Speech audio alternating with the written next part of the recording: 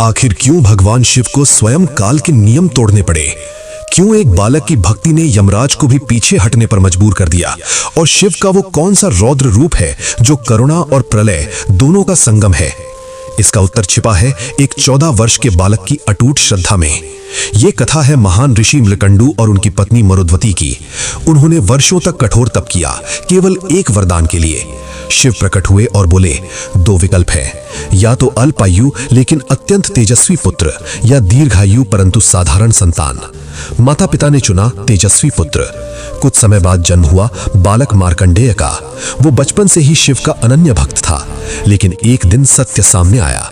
उसकी आयु केवल 16 वर्ष थी। 16वां वर्ष और मृत्यु निश्चित। माता पिता व्याकुल हो उठे, लेकिन बालक मुस्कुराया और बोला, यदि मृत्यु निश्चित है तो मैं उस मृत्यु के स्वामी महाकाल की शरण जाऊंगा। निर्धारित दिन निकट आया। मार्कंडेय शिवलिंग से लिपटकर महामृत्युंजय मंत्र का जाप करने लगा। आकाश काला हो गया, वातावरण भारी हो गया, और तभी प्रकट हुए यमराज।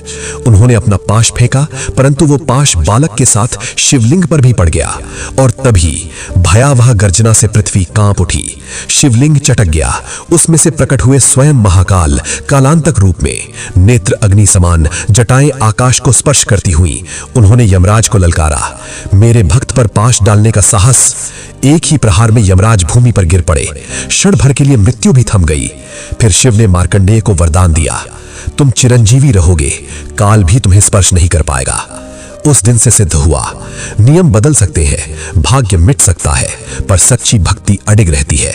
इसलिए कहते हैं, मृत्यु उसी को डराती है जिसका सहारा संसार हो, जिसका सहारा महाकाल हो। उसे स्वयं काल भी प्रणाम करता है। अगर आपको भी महाकाल पर अटूट विश्वास है तो कमेंट में लिखिए, जय महाकाल।